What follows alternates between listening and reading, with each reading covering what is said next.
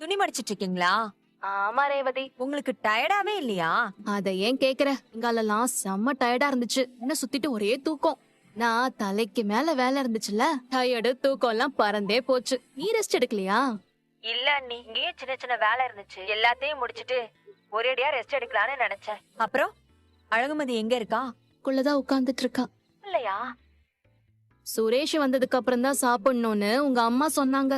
நான் தான் அவர் வர வரைக்கும் இவங்க எதுக்கு சாப்பிடாம இருக்கணும்னு சாப்பிட வச்சிட்டேன். நானு, அண்ணன், ஸ்ருதி, சித்தார்த்து எல்லாரும் ஒன்னா உட்கார்ந்து சாப்பிட்டோம். சுரேஷ் எங்க போயிருக்கான்? அங்கராஜ் அண்ணன் தான் பாக்க வந்தாப்ல. வீட்ல இல்லையா ரெண்டு பேரும்? இல்லையே, ஒருவேளை தோட்டத்துக்கு போயிருப்பாங்க. அப்பா சொல்லல. ஆனா இனியாவது சுரேஷ் அவர்கிட்ட இருந்து கொஞ்சம் டிஸ்டன்ஸ் மெயின்டைன் பண்ணாதான் நல்லா இருக்கும். நானும் அதே தான் நினைக்கிறேன். நான் சொன்னா அவன் கேப்பானா? அழகுமதிய பாக்க புத்திசாலி பொண்ணு மாதிரி இருக்கா. அவ கண்டிப்பா சுரேஷ வழிக்கு கொண்டு வந்துருவா பாரு. அழகுமதி தனியா உட்கார்ந்துட்டு இருந்தாங்களா, அவங்க எப்படி அழுதாங்க தெரியுமா?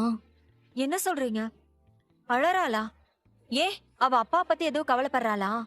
நானும் அப்படிதான் நினைச்சேன். எனக்கு அப்படியே தூக்கி வாரி போட்டுருச்சு.